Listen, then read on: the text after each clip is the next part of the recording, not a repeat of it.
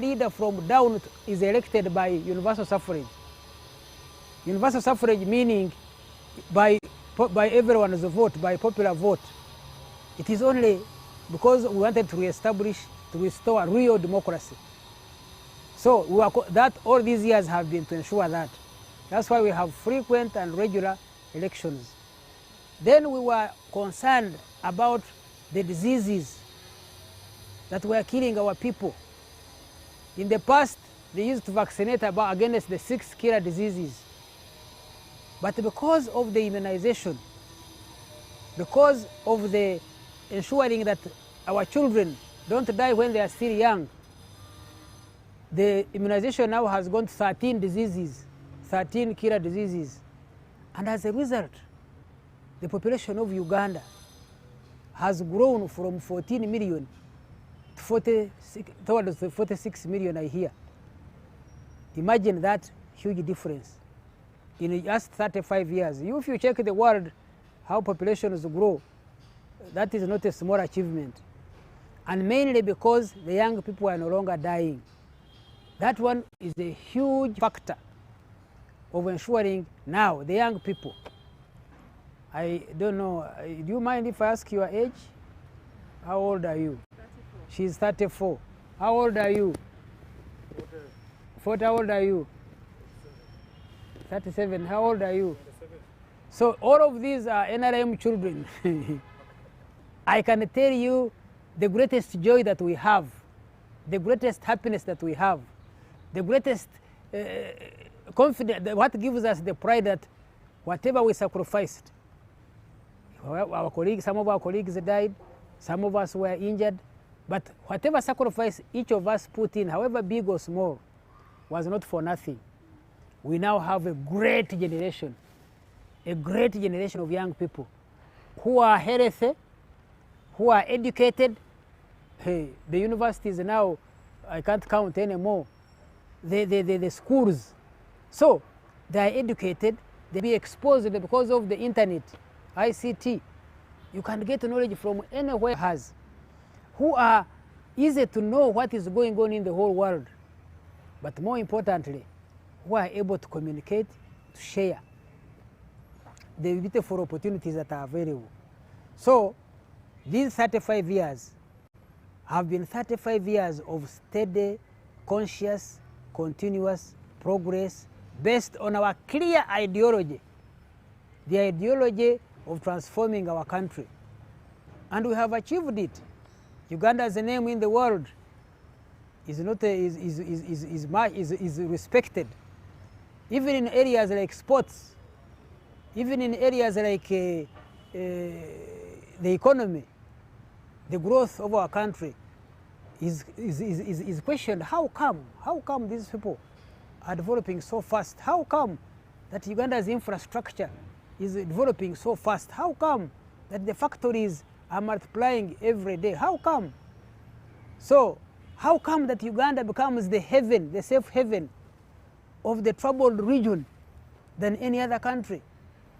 And it is where people come for rest, people come for safety, people come for recovering from the troubles of their countries. How come? How come that Uganda is the one that is assisting the African countries who have troubles around our region? How come? So that question is a result of 3 things. One was having a clear ideology of knowing where we were going and how. These questions, I always tell you, the 5 life questions. Why are you doing what you are doing? Is number 1. Where have you come from? Where are you now? Where would you like to go? And how shall you go there? We asked those questions throughout the 5 years. When you hear 5 years, they were in the bush fighting. Much of the 5 years was studying. Much of the 5 years was answering those questions. Why did we have to go to the bush? Kibonge cha nini? Vijana walihamia msituni. What was the history of Uganda? Where had Uganda reached? Why did we want to take it? When we see where it is now, where Uganda is now, yes, we didn't know, we were not very sure that it will be as it is, but we had that hope and determination that we shall take Uganda there.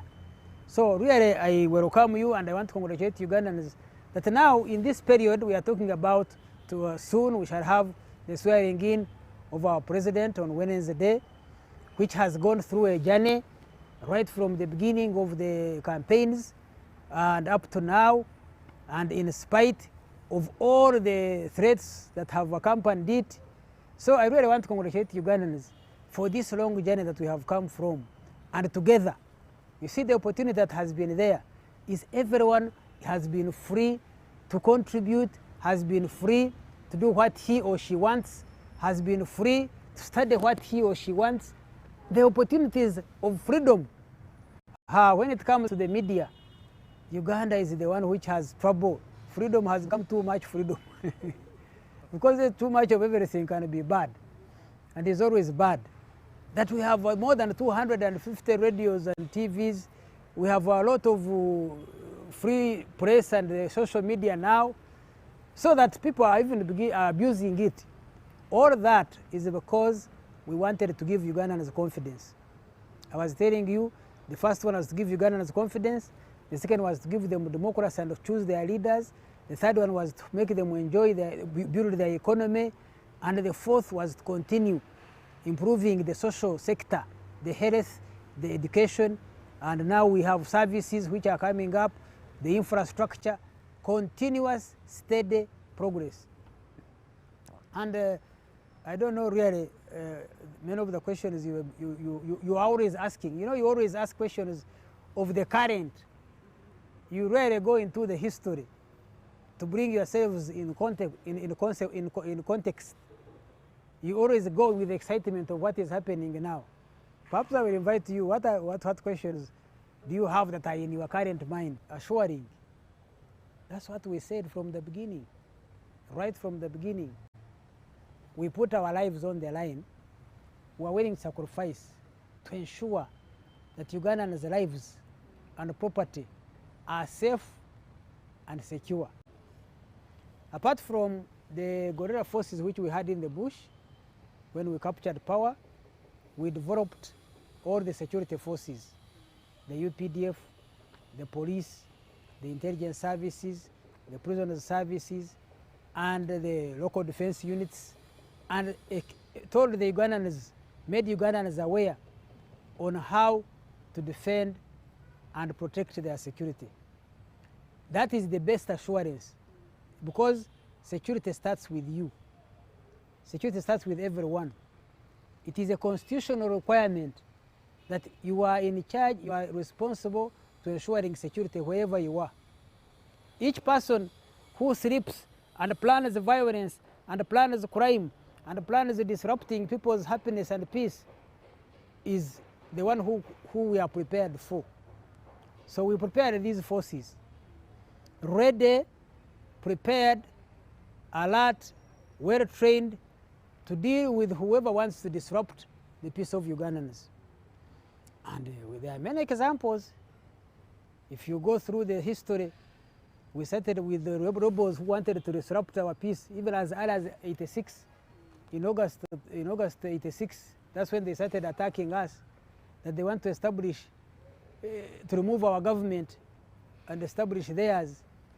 That's what led to Rakwena, that's what to Konyi, and all the other. We know we defeated 27 insurgents. That is just one example of how you protect a country, defend it, and protect the lives and property of the people.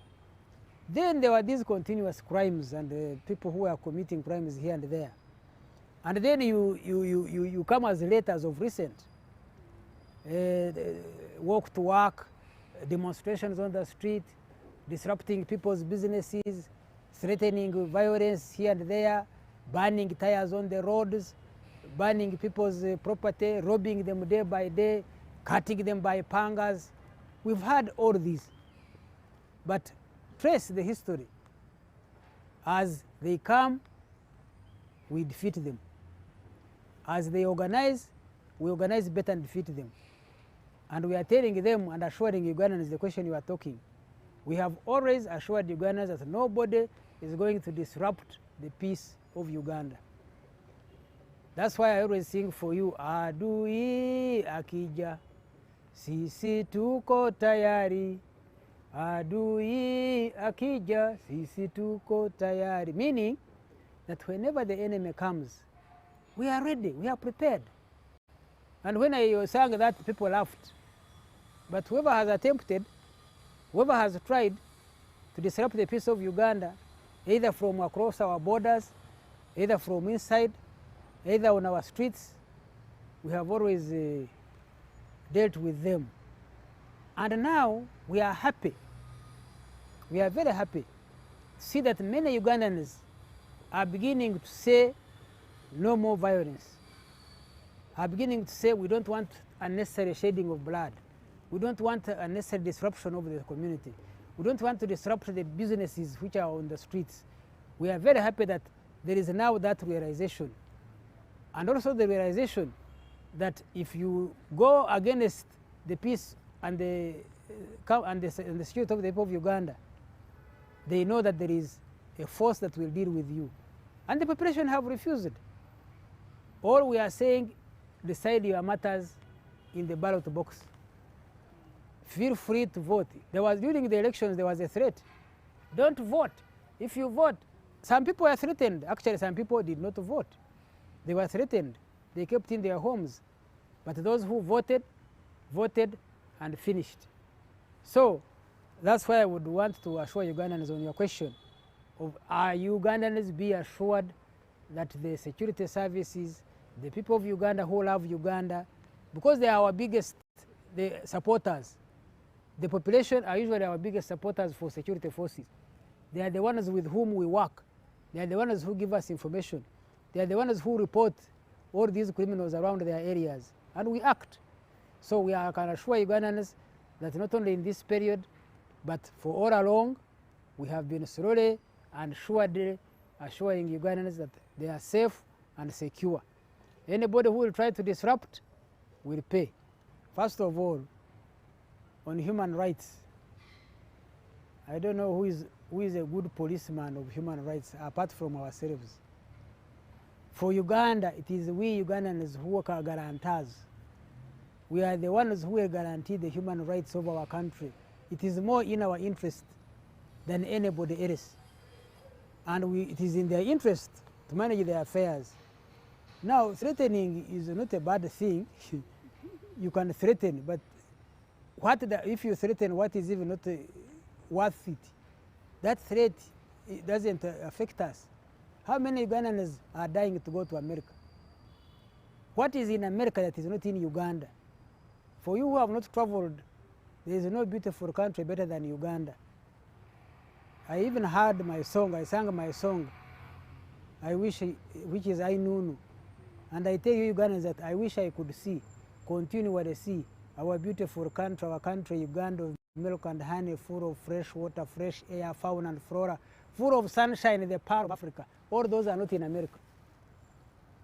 They are only here. Now, how do I live fresh air of Uganda that I'm dying, that anybody is dying to go to the America? At the same time, it is their choice. They are free to stop anybody. It is their country. And we have our country here. Ugandans enjoy Uganda best. Ugandans, that's my advice. Don't mind what other countries are saying. Those who want to go to America, let them go.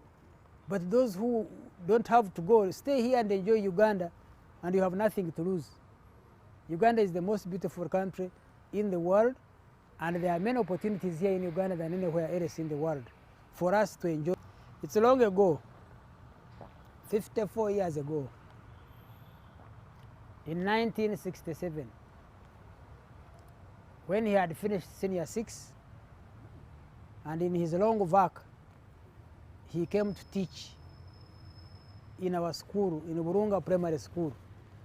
Burunga Primary School is 81 kilometers from Barara, 81 miles. It's very far from Barara, a very remote school, but the best school in the world. So he came to teach there, and I saw him in class, a very young and proud teacher who loved himself. But the real first encounter, where I had a closer relationship with him, is I had visited a friend. And this story is very important because it up to now amazes me. I had visited a friend, and then he came to visit that friend also. He came during the day, we watered the cows, and then I saw this man, he came with his own handbag, in which he had a towel, he had a soap, he had slippers, he had what do you call it, a sponge. Now when we finished watering the cows, he went on the side and bathed. You know, for us, when we were in that days, when we were going to visit, you just go. You don't carry anything. But here is this man who is so careful. And so that was the first I watched. I said, this man is very, very careful. So we went home. Then in the evening, after milking the cows in the night, we sat around the fire. You people, it is very interesting. Thank you for asking this question. Because I can't believe the foresight. I can't believe the amount at that time when he had just finished university. What he's teaching now, what I remember about him is his household income teaching that night. As early as 1967, when he had finished senior 6. He was telling this man where we had slept, he was telling him that you get a quarter of an acre, grow bananas. In our area they call it ndunde. A quarter of an acre is ndunde. He's now talking of 1 acre this, 1 acre that, but that he was saying, get out of this nomadism. Have half a quarter an acre ndunde of bananas. Have quarter an acre of cassava. Have quarter an acre of beans or ground nuts. And to ensure that there is food. Consider there is food for the family, and then stop nomadism. He was telling him that he was telling this old man, well, not very old, was not yet very old. He was telling him, start fencing your land. You know, he advised him that for you in that area, because for him he was coming from Kashari where there were no many trees, but in our area we have very many acacia trees called Engando. He was saying, you fence your land, you can even fence on the natural trees, so that you have a stable and settled farm. You don't have to suffer from everybody grazing your land and you grazing and having to shift and all that. As early as 1967, when he was in his early 20s. You can imagine that in his 20s, he was already teaching about household income. That was that night gave me an impression of somebody I hadn't seen anywhere else. And that's what led me. Of course, I am glad that he taught me well and I passed P7 with my other teachers and went to other schools. And when I had finished university and I was teaching in Kitunga High School, and I had become a head of the art department of that school. When the war broke out, I did not hesitate. Of course, I would be hearing how the forces they were organizing to fight Amin, and how they tried in 72 and how we were following those. But at this time, when I heard that he was leading one of the forces from NASA which came alongside the Tanzanian forces, I said, I will go to support him and the others. Even if I did not go to join the armed forces, I went to give whatever help that would remove Idi Amin. Any help. Now, of course, even if you are going to cook in a war, when you go, they must take you to a training school. So as soon as we landed, they say you must go for the training. And I can tell you, the Fronasa training school in a place in Mbala called Kakoba was transforming. It transformed my mind because it was for the first time teaching me about the history of Uganda more than ever before. I had finished university, I had studied, I had done a degree, I had done a diploma in education, but I had not understood the history of Uganda, the political challenges, as I did when we went for this training. And of course, his own guidance. And that's what led one thing after another. We finished and won the 79 war. They removed Idi Amin. And then we had to go to Monduli for officer cadet course and come back and join the UNLA, Uganda National Liberation Army, as officers. I was an instructor in Masindi. And then we started our political awareness had gone. So really, the first meeting was that one, but which is connected to now. I have listened to this president for so many years. From that day, and since we started in 79, each day he goes to speak, he's always adding value, even the same topic. So I can tell you that Uganda is lucky to have had a teacher, somebody who is so deep in politics, in economics, in analysis, and that's what has made us succeed. He has been one of our great leaders, and Africa really is lucky to have somebody with such a memory. He has a wonderful memory. He remembers a lot of things. And I want to say that I'm glad that now, I'm not surprised that he has been think there is anybody who has devoted his life, who has committed his life for his country than Yoweri Kaguta Museveni, and whom I have watched, whom I have followed, whom I have worked with, and who has nothing else but the love of his country. And therefore, him swearing in for another term, to me, is a gift for Ugandans to take advantage of his experience, to take advantage of his tested, proven performance, to take advantage of the steady progress he has led this country in the 35 years. And you can ask what has been achieved. That is a long way. We put up a documentary. In 2015, Dr. Gumoshabe, we wrote a book called The Achievements of the NRM Revolution. And we are tracing what has been achieved. And that documentary is available, it can be played. We are updating it now. But if you go and look at what has now been contained in the NB3, in the manifesto, in the vision of 2040, in the program of this budget, this coming budget, if you see what has been lined up to transform Uganda much faster, people will not worry. I know young people are worried of three basic things. They are worried of their way of wealth. I'm poor. It's when the country is poor that you are poor.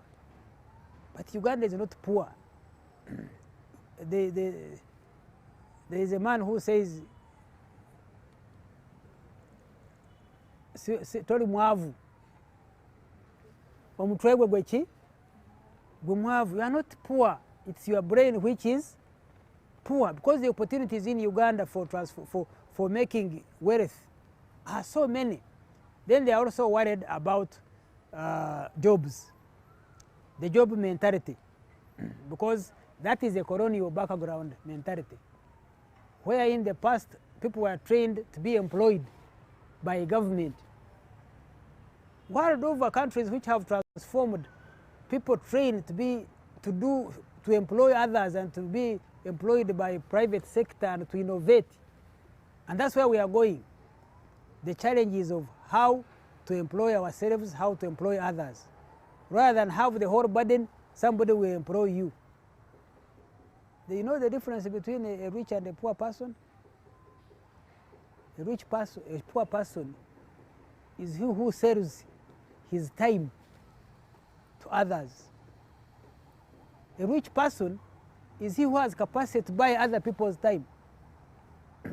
Therefore, for you young people especially, my advice about transforming your future is look on how you can buy other people's time, and they will always be there.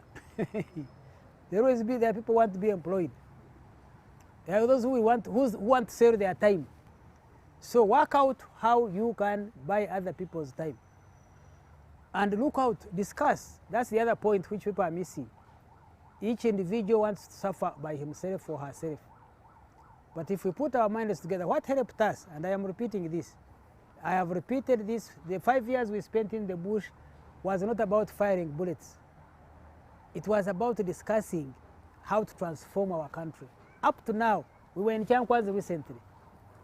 The president was over-emphasizing the importance of our, and we were speaking about the mission, the mission of the National Resistance Movement, which is socio-economic transformation. How can the society be transformed? And he gave very many examples. That area which he's talking, which has been talking about, our area in Ankole, where he helped people to come out of poverty, of nomadism, settle down, a real transformation. And the rest of Uganda now, which is teaching, if you follow. So the 35 years has been actually an enjoyable period of time. Now, if you are 34, our biggest achievement is you.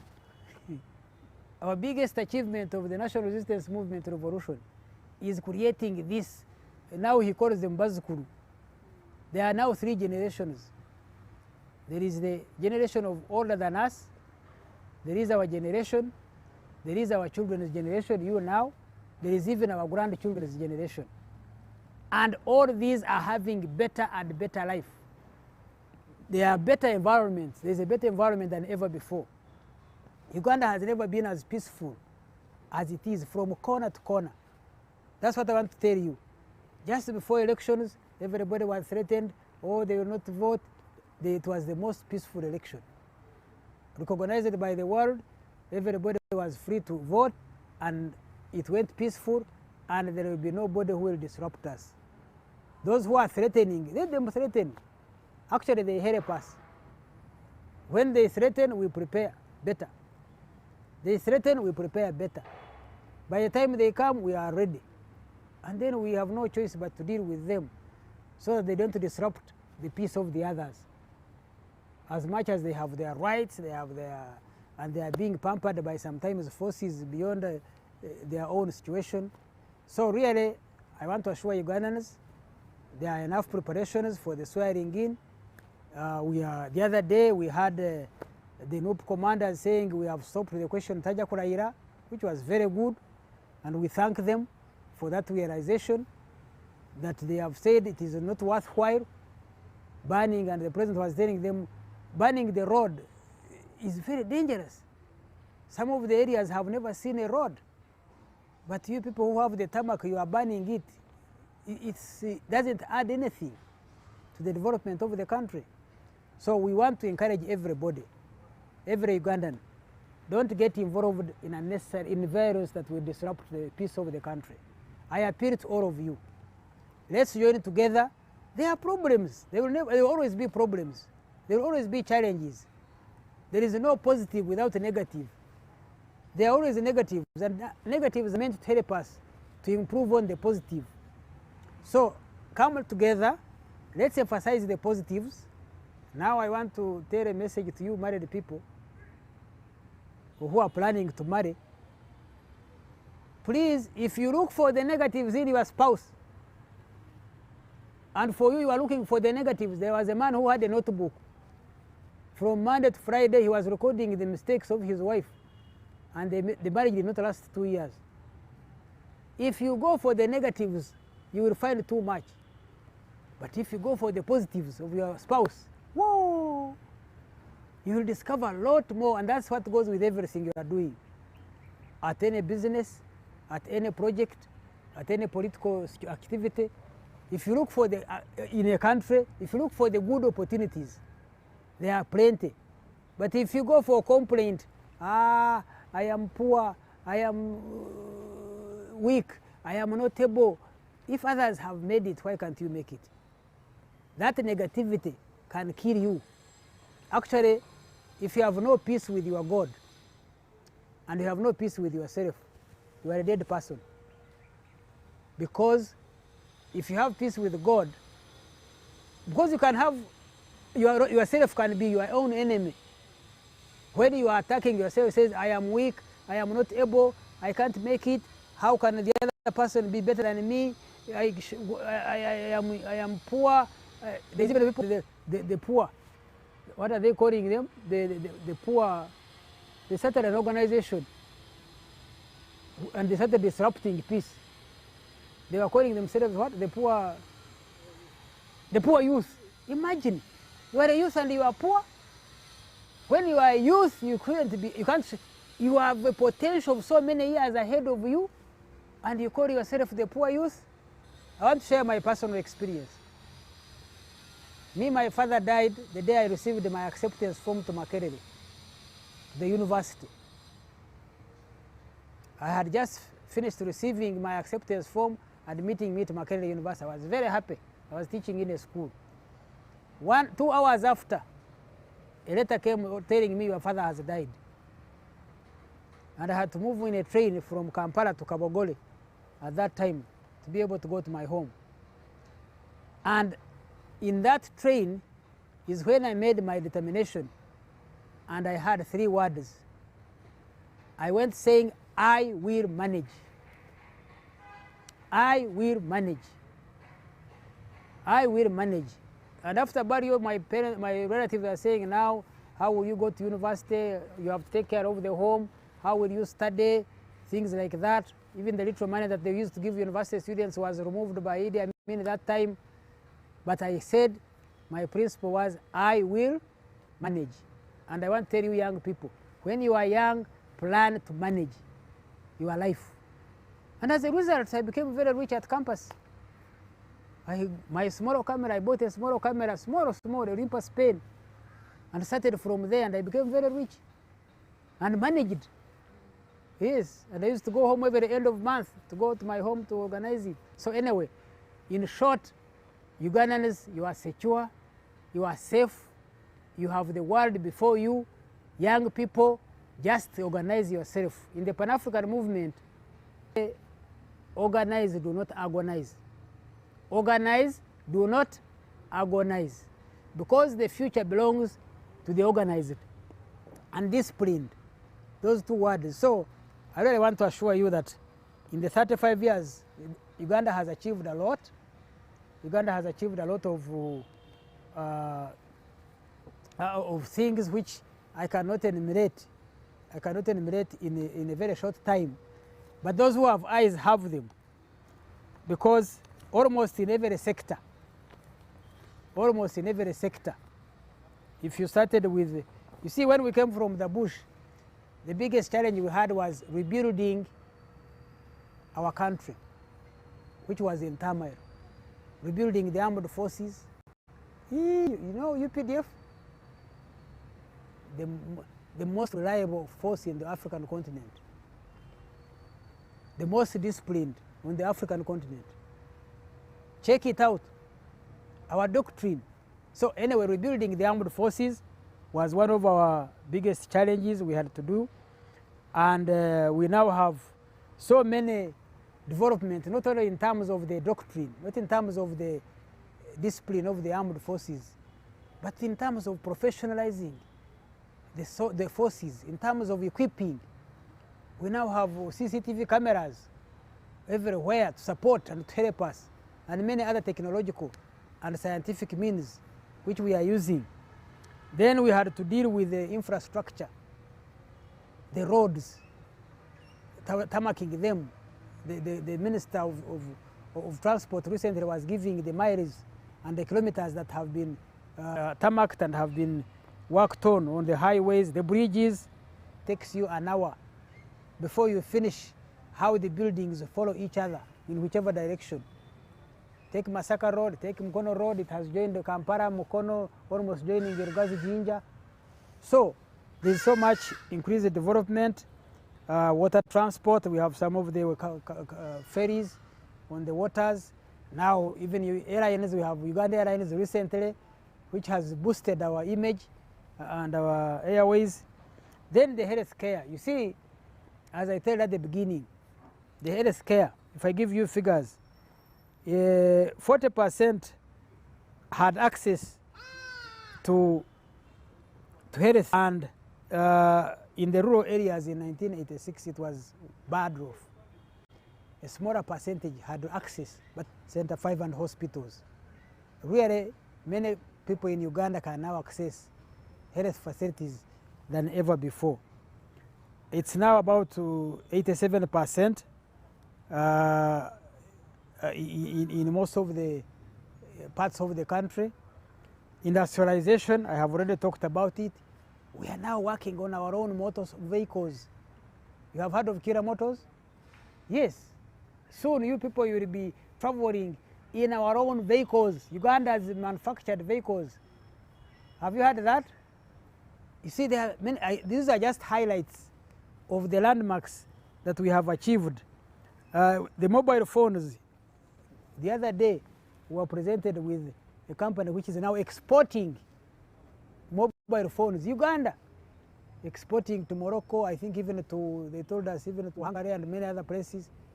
Really, that is a lot of development in our industrialization, because now we have more things, not only to fill our local domestic requirement, but for export market.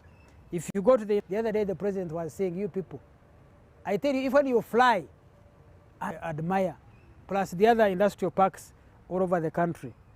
The new cities which are coming up, which of course are exciting. Some of you, I think before you were born, I wish, or when you are just started understanding, if you went to any of these cities, Mbarara, Mbale, Gulu, you will find nothing, a few shops here and there. But now there are streets, every town, every small urban area, every small municipality, it has streets, which were not there before. It used to be one street, but now you find everywhere there are streets. Farming and education, the schools I have already talked about, 53 universities, 9 which are public and 49 which are private. All these are a result of the peace and stability that our people get education. Agriculture, I think these figures have been given by the president many times. Milk 2.5 billion liters being produced, 60 million birds of poultry, 15 million heads of cattle, the excess matoke, the excess maize, the excess sugar, which we have for our country and for excess abroad. Now we go to things which make life change, which energy, electricity. When you go to the rural areas and you switch on, there's nothing as good as that. See, for some of us who grew up in darkness, using small tadoba, we started with using those small, for you don't know what tadoba is. These were small candles which had fuel, which would give fumes. And you see now everywhere you go, you just switch on and there is light everywhere. Energy everywhere, and construction of many dams which have come up to give us a big capacity. Then we are now talking of tourism, which is really a virgin area. That area is an area for young people. Woo! Our beautiful country, our country, Uganda, of milk and honey, full of fresh water, fresh air, fauna and flora, full of sunshine. I will repeat it 100 times. The people are dying, they don't have those things. Uganda, rivers, every sub-county, rivers, lakes, fresh water, fresh soils, fertile. Amazing. Even Churchill, who had traveled all over the world, he said, I have never seen a country like this. And that's when he called it the Pearl of Africa. So now the youth, that's the one I want to finish with. I have my song for you. You are the lucky ones who are here. You are the lucky ones who are here. You are the lucky ones. You are the lucky ones. You are the lucky ones who are here. You are the luckiest people in the history of Africa to be around at this time and to have survived so many killer diseases that would have killed you, Ugandans, especially the young people. There has never been a generation which is so lucky for you to study in peace, for you to look at the world in peace and be able to face whatever challenges come. Now, there is an example. You know, sometimes Banyankole say, Kabikura Rabamu. It is sometimes good for bad things to happen. Because when bad things happen, that's when you realize your capability. That's when you realize whether you are able to survive or not to survive. Young people, Ugandans and others who are not young, really we have fought COVID. COVID came, and me, I wrote an article, the 14 advantages of COVID in March, and published it. And the first advantage I said was stay home, stay safe. For the first time in the history of the world was told all aircraft parked, all travel was stopped. People were told stay home, stay safe. Parents who had never met their children, children who had never stayed with their parents, had the first opportunity to stay together. We have, because of our country, because of our leader, because of his leadership, and because of the organized security forces to enforce our COVID SOPs, we have relatively fought COVID. So far, so good. They are threatening. The bigger threat, actually, you are telling me about the violence threats. No. The real threat is not this one threatening violence. The real threat is COVID, which is threatening lives, which is above the issue of security forces. The security forces are trying to enforce COVID SOPs, but the people are the ones taking it lightly. That is that's causing more insecurity, because it affects everyone, innocent or not innocent. These criminals who are threatening, those we shall deal with. But COVID, Uganda has performed so well, and we must thank the president for his clear guidance. Clear. Whether you like it or not, he has tried and has been very strict, and it has paid us off well. So please maintain it in this situation. As we do whatever we are doing, maintain SOPs for your safety, for your lives, for your own future, so that we can go through this challenge of COVID. And I wish you the best.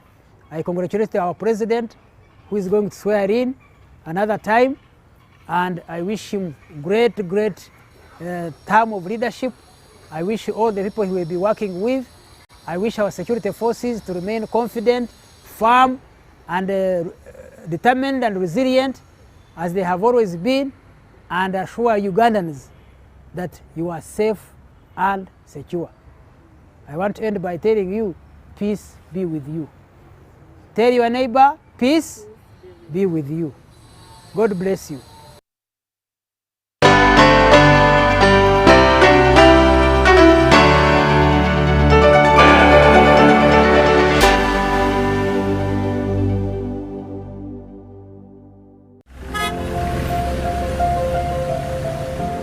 Kapo, you seem to be in a hurry. Where are you going to? I'm gonna pay URA visit. But you can access URA online. Why pay a visit? To know more about the Kakasa business solutions, namely digital tracking solution, the voluntary disclosure program, and electronic fiscal receipting and invoicing solution, which have turned my business around. You know I need to be on top of my game to protect my empire. If you know, you know. I too need to know what Kapo knows. Kakasa, be sure